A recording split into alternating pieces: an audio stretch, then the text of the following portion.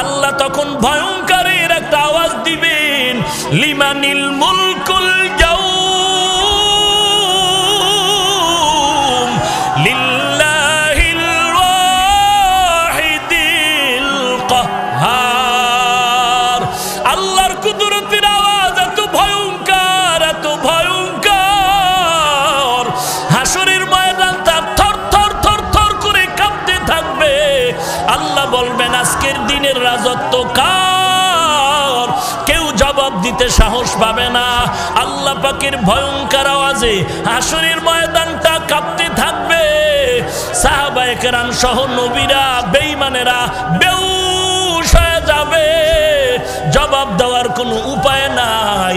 আল্লাহ নিজেই জবাব দিয়া বলবেন, লিমানিল মুলকুল ইয়াউম লিল্লাহিল ওয়াহিদিল কাহ্হার।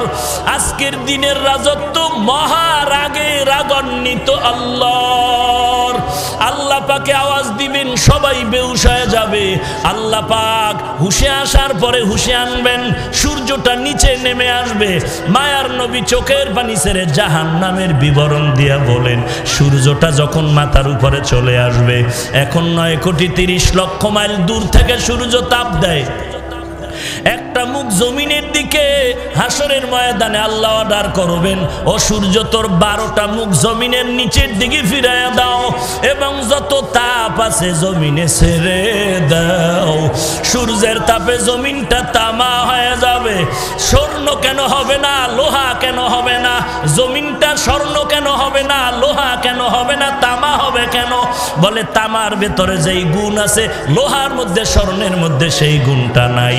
লোহার এক পার্শ্বে গরম করলে আর এক মাথায় গরম হয় না, স্বর্ণের এক পার্শ্বে আগুন লাগাইলে অন্য পার্শ্ব গরম হয় না। কিন্তু তামার ভেতর এমন একটা গুণ, এক কারনার থেকে যদি গরম করা হয় পুরা তামার অংশটা গরম হয়ে যায়। সূর্যের তাপে জমিনটা তামা হয়ে যাবে। হাসরের মাঠের মানুষ গুনাহগারগুলোর মাথার মগজগুলো ভাতের মারের মতো টকবক করে ফুটতে থাকবে। এরে নবীর উম্মতের দল, অপর দিক থেকে জাহান্নামের আওয়াজ শুরু হয়ে যাবে। জাহান্নাম আওয়াজ দিবে, আল্লাহ গুনাহগারগুলো আমার পেটের ভিতরে দাও। আল্লাহ বলবে জাহান্নাম অপেক্ষা কর। জাহান্নাম থামে না। আল্লাহ বলবেন ও ফেরেশতা, জাহান্নামের গলায় শিকল লাগাইয়া ধরে রাখ, ধরে রাখ। জাহান্নাম যদি সামনে আগায় বিচার করা সম্ভব হবে না, শিকল লাগাইয়া ধরে রাখতে পারবে না। জাহান্নামের আওয়াজ, আপনার আমার মায়ার নবী সিজদায় পড়ে কাঁদবেন, ও আল্লাহ জাহান্নামের ফিরাও, ফিরাও। আমার একটা উম্মত যেন জাহান্নামে না যায়। ও আল্লাহ, দুনিয়ার জমিনে আমি উম্মতের ভুলি নাই। আমার নবীকে আল্লাহ বলবেন, ওয়ালা সাউফা ইউতিকা রাব্বুকা ফাতারদা। ও নবী, আপনি কাঁদবেন না, মাথা মোবারক উঠায় দেন। আমি আল্লাহ আপনাকে খুশি করব, আপনাকে বেজার করব না। এরে নবীর উম্মতের দল, এইবার আল্লাহ আর একটা হুঙ্কার দিবেন বিচার শুরু করার আগে, ওয়ামতাজুল ইয়াউমা আইয়ুহাল মুজরিমুন।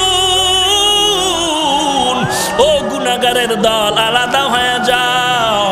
দুনিয়াতে নেককার গুনাহগার এক রাস্তায় চলছো, আমি আল্লাহ বাধা দেই নাই। একই গাছের ফল খেয়েছো, একই নদীর পানি মাছ খেয়েছো। আজ আমি ইনসাফের বিচার করব। এরে নেককার যারা, তাদেরকে আল্লাহ বলবেন, ওরে নেক আমলওয়ালা আশিকের দল, তোমরা আজকে আমার সাথে মোলাকাতের জন্য আরশের নিচে যাও। ওই আরশের নিচে গিয়া বসো। কারণ দুনিয়াতে আমি আল্লাহকে পাওয়ার জন্য কত কষ্ট করেছো রে আশেকের দল।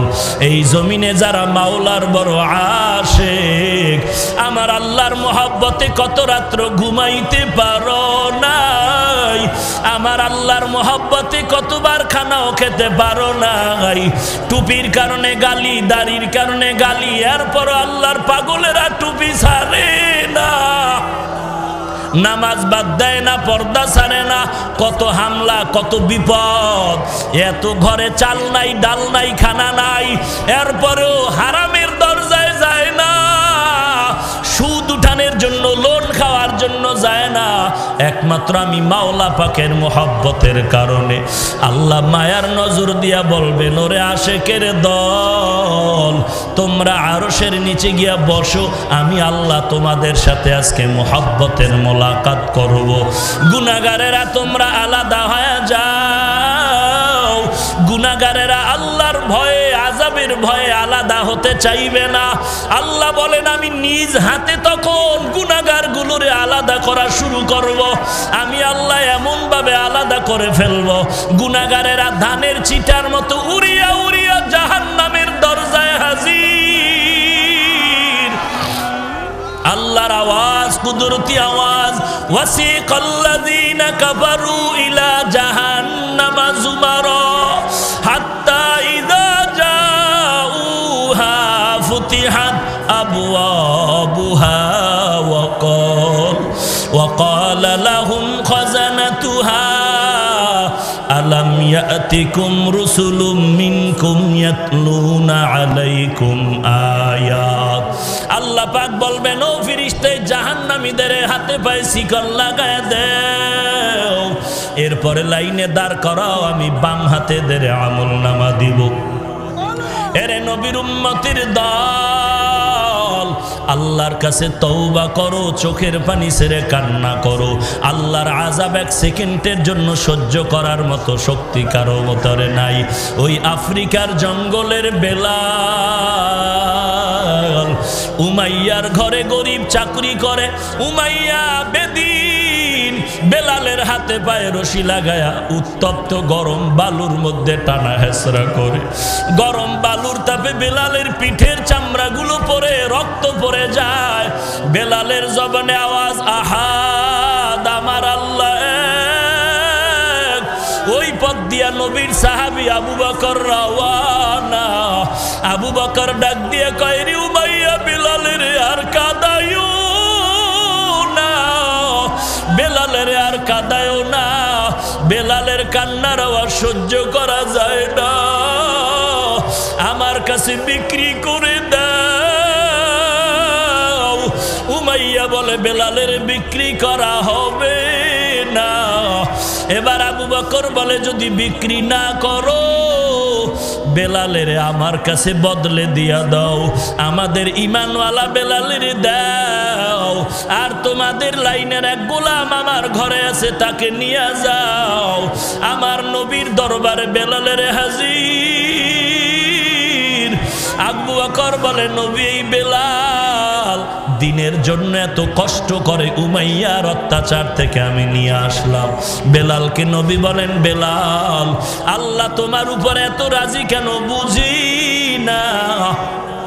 আমি জান্নাত জাহান্নাম মেরাজের রাতে ঘুরে আসলাম, কেমন কি আমল করু আমি তোমার সেখানে আওয়াজ পাইলাম।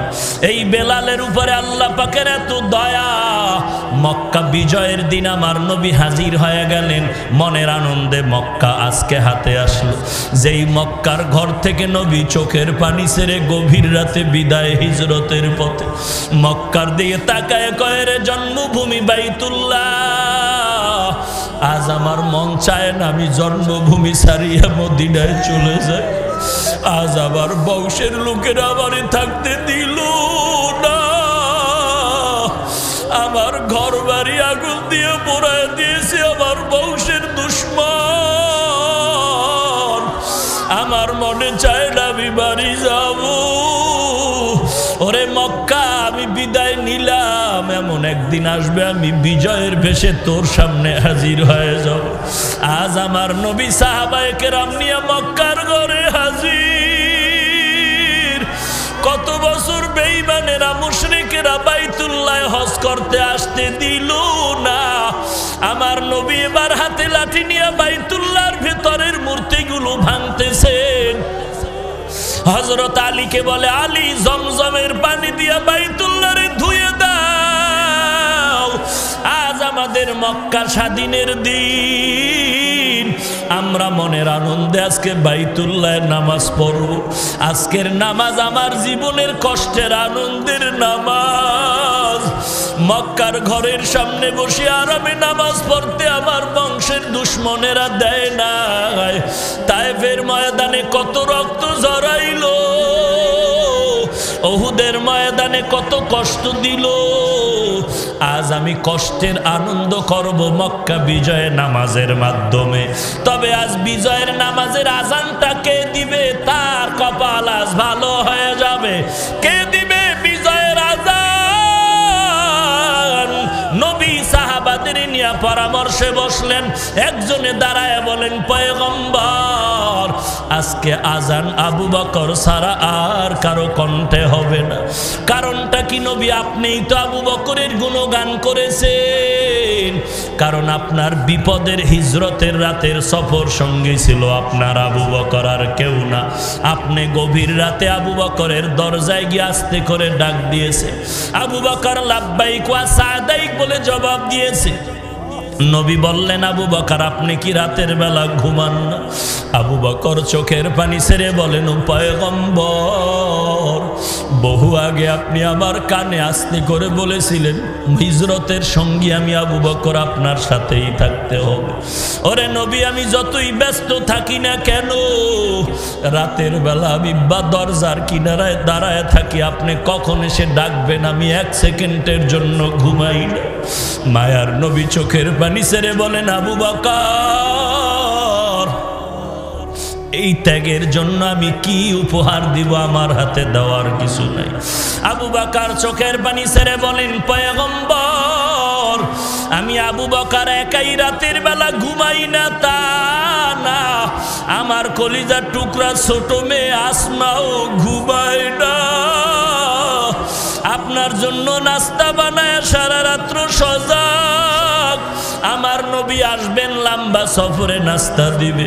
ওরে নবী খুঁটির গোড়ায় তাকায় দেখেন ওই আমার সফরের বাহন উঠো ঘুমায় না।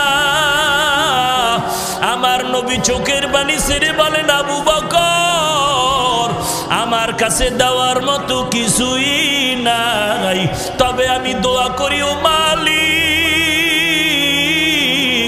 আবু বকর আজকে আমার সফরের সাথী, মদিনা পর্যন্ত শেষ হবে না রে আবু বকর।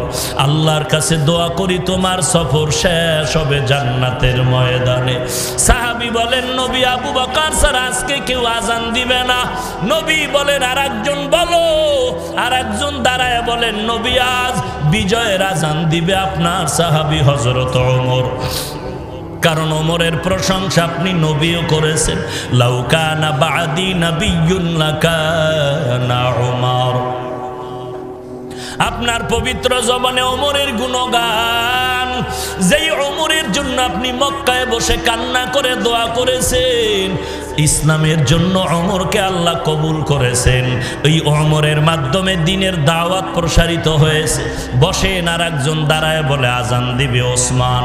কেন দিবে নবী? আপনি ওসমানের গুণগান করেছেন। লিকুল্লি নাবিয়্যিন রাফিকুন ওয়া রাফিকি ইয়ানি ফিল জান্নাতি উসমানা। সকল নবীর একজন বন্ধু হবে, আপনি নবীর জান্নাতি বন্ধু হবে আপনার একমাত্র ওসমান। অতএব আজকে বিজয়ের আজান ওসমান দিবে। আর একজন দাঁড়ায় বলে, না নবী আজকে বিজয়ের আজান হযরত আলী দিবে। কারণ আলীর জন্য আপনি কত দোয়া করেছেন। নবী আপনি বলেছেন, আনা দারুল হিকমা ওয়া আলিয়্যুন বাবুহা। আলী আপনি হলেন হিকমতের ঘর, আর এই ঘরের দরওয়াজা হলো আলী। নবী বলেন, বসে পড়েন।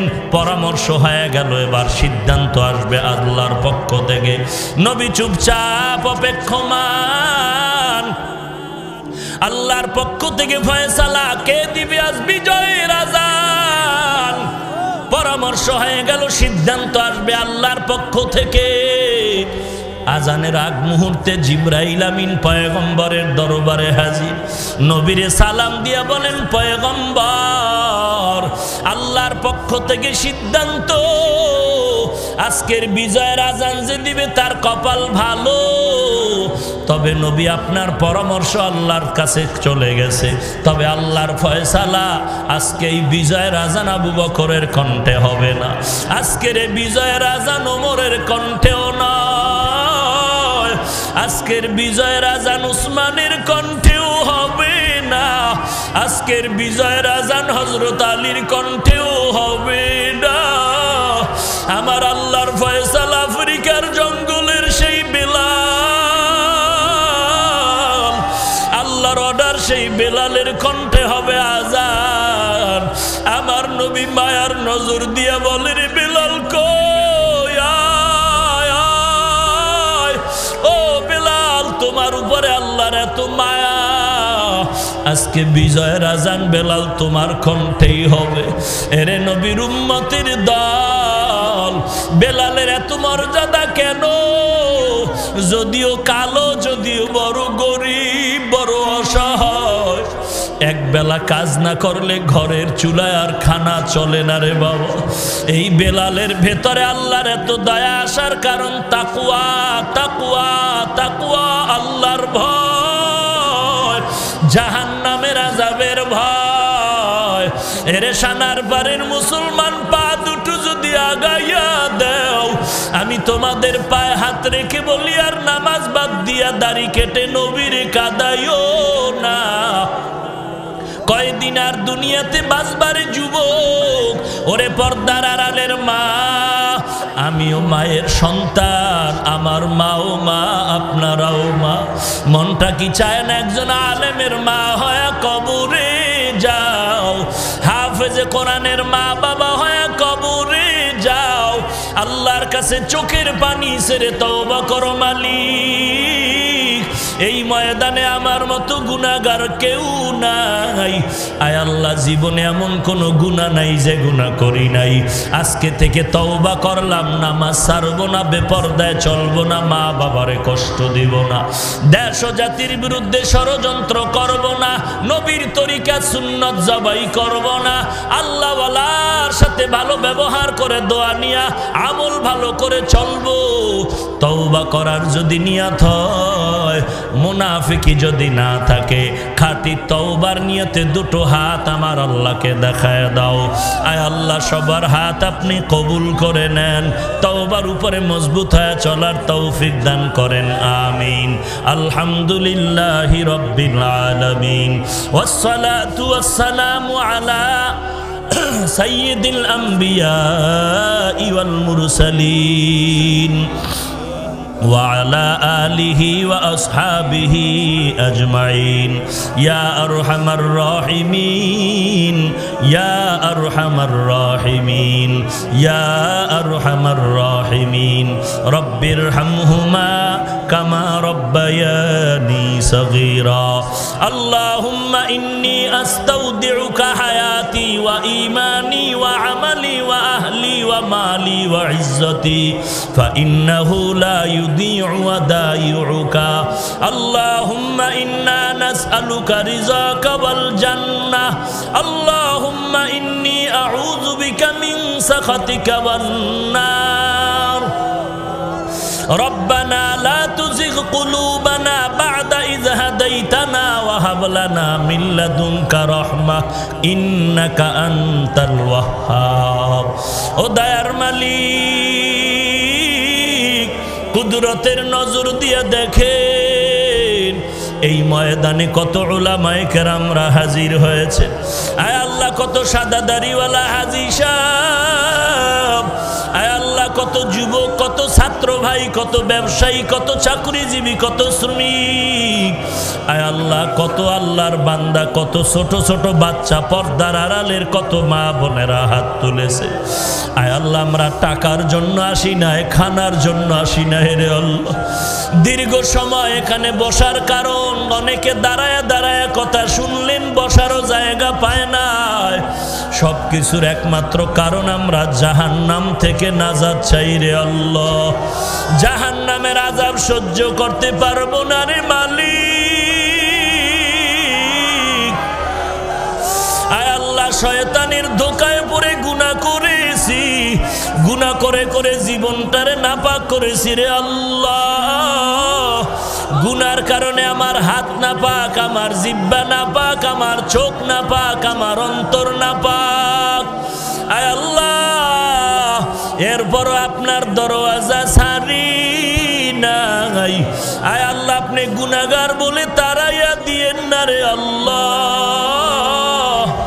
আয় আল্লাহ, আমরা আপনার আদরের নবীর উম্মত, আমরা আপনার আদরের নবীর উম্মত।